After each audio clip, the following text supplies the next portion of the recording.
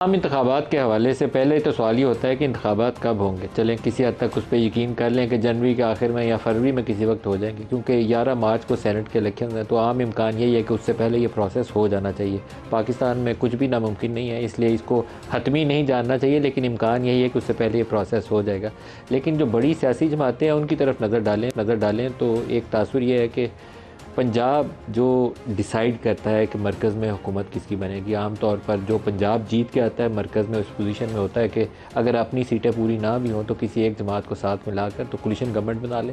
سادہ اکثریت لینے کے لیے پنجاب میں 100 کے قریب نشستیں تو آپ کو جیتنی پڑتی ہیں. پی ایم ایل این کی سٹرانگ ہولڈ تھی پنجاب. پی ٹی آئی نے گزشتہ انتخابات میں اس کو ڈینٹ ڈالا، آدھی سیٹیں تقسیم ہو گئیں. اب جو فورتھ کمنگ الیکشنز ہیں اس میں پی ٹی آئی اسٹیبلشمنٹ کے ساتھ 9 مئی کے واقعے کے بعد اس پوزیشن میں نہیں ہوگی کہ پنجاب میں اپنے یا ملک کے باقی دیگر حصوں کے اندر اپنے قدم مضبوطی سے جما پائے. بہت سے لوگوں کے اوپر مقدمات ہیں، الیکشنز میں جاتے ہوئے بھی ان کو مشکلات پیش آئیں گی. یہ کہیں کہ اسٹیبلشمنٹ سے ان کی اچانک پیار محبت ہو جائے گی تو ایسا کوئی امکان نہیں ہے. لیکن اس کا ایک دو بڑی سیاسی جماعتوں کو نقصان ہو چکا ہے. پی ٹی آئی نے جو کچھ بھی کیا، پی ایم ایل این اور پاکستان پیپلز پارٹی اپنی ہوم گراؤنڈ کے اندر مشکلات کا شکار ہے. پیپلز پارٹی سندھ کے اندر مشکلات کا شکار ہے، اور پی ایم ایل این اس کو بہت ہی مشکل ہوگی پنجاب خاص طور پر اربن ایریاز کے اندر دوبارہ اپنے قدم جماتے ہوئے یا سائزیبل میجورٹی جیتتے ہوئے. اگر وہ پنجاب میں 70 80 یا 90 سیٹیں قومی اسمبلی کی نہیں جیت پاتے تو مرکز میں بہت مشکل ہوگی کہ وہ سادہ اکثریت کے قریب پہنچ پائیں، کیونکہ اس کے علاوہ پنجاب کے علاوہ جو پی ایم ایل این امکان ہوتا ہے کہ کچھ قومی اسمبلی کی نشستیں جیتے گی، وہ ہمارے کے پی کی کچھ نشستیں وہ جیتے ہیں. سندھ سے ان کو عام طور پر کوئی قومی اسمبلی کی نشست حاصل کرنے میں دشواری پیش آتی ہے. بلوچستان ڈیوائیڈڈ مینڈیٹ ہوتا ہے، 1 یا 2 نشستیں کسی کو مل جائیں تو وہی غنیمت ہوتی ہے. کراچی کی گزشتہ انتخابات میں 14 قومی کی سیٹیں پاکستان تحریک انصاف کی طرف گئی تھی. کہا یہی جاتا ہے کہ اسٹیبلشمنٹ کے ساتھ بہت پیار محبت تھی، تو اسی جفی کا نتیجہ تھا کہ 14 نشستیں پلیٹ میں رکھ کر تحفہ کے طور پر پیش کی گئی تھی پی ٹی آئی کو. اس آئندہ انتخابات میں وہ سیٹیں بھی تقسیم ہوں گی، لیکن کس کے حصے میں جائیں گی وہ پتہ نہیں. اسی دوران میں پنجاب کے اندر استحکام پاکستان پارٹی مارز وجود میں آ چکی ہے. امکان یہی ہے کہ علیم خان کی پارٹی کچھ نشستیں جیتے گی، اور ایک جو ہوتا ہے نا پریشر گروپ والی سچویشن وہ پنجاب کے اندر وہ کریٹ کر سکتے ہیں. ایٹ لیسٹ کاف لیگ والی پوزیشن جو ہے وہ استحکام پاکستان پارٹی لے سکتی ہے. کے پی کے اندر پرویز خٹک کی جماعت جو ہے وہ پاکستان تحریک انصاف کی نشستیں توڑے گی.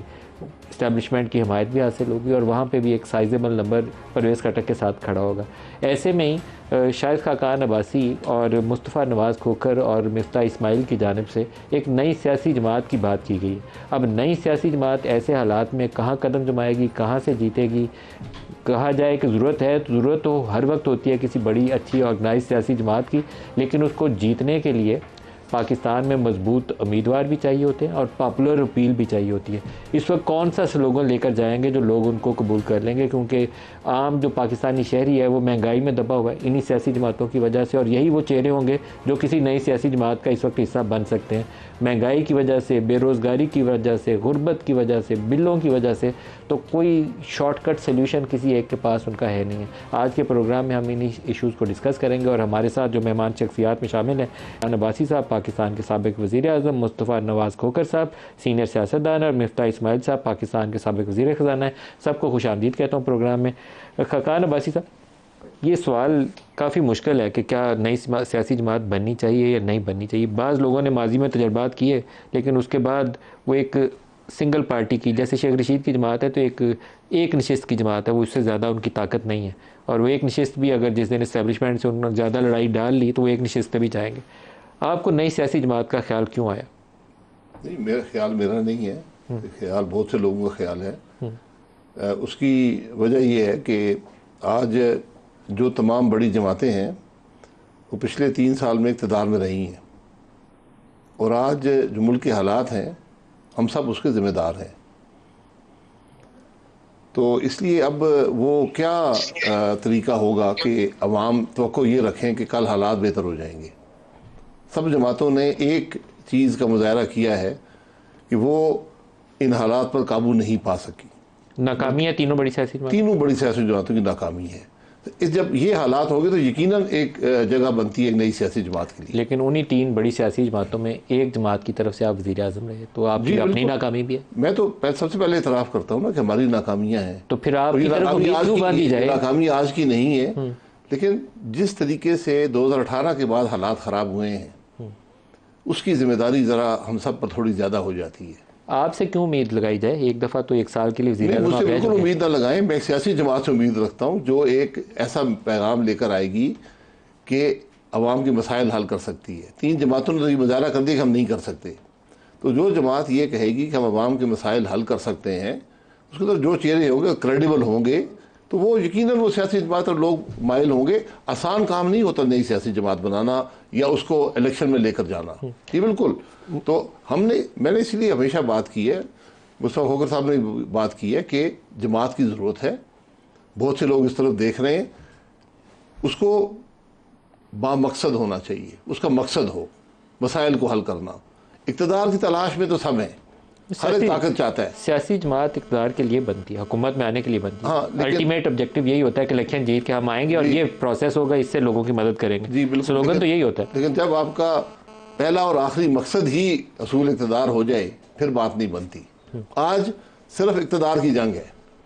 آج صرف ہر ایک کا پیغام یہ ہے کہ مجھے اقتدار دے دو، میں سب درست کر سر آپ نے الیکشن لڑ کے تو اگر سیاسی جماعت بنانی ہے تو آپ نے اسکول کھولنے کے لیے تو نہیں بنانی ہے، آپ نے بھی حکومت آنے کے لیے بنانے کے لیے میں اس لیے کہہ رہا ہوں میں نئی سیاسی جماعت میری ذمہ داری نہیں ہے. میں یہ بات کر رہا ہوں کہ جب نئی سیاسی جماعت ہوگی جو لوگ اس میں شامل ہوں گے آپ اس کا حصہ ہوں گے تو ظاہر ہے آپ کی جماعت ہوگی نا. ایک ان کی کریڈیبلٹی چاہیے، دوسرا ان کا پیغام چاہیے کہ ہم ملک کے مسائل حل کر سکتے ہیں. یہ 2 چیزیں جب ہوں گی، کیونکہ جو بڑی سیاسی جماعتیں آج ہیں ان سب نے یہ مظاہرہ کر دیا کہ ہم تو نہیں کر سکتے. نالائق ہیں.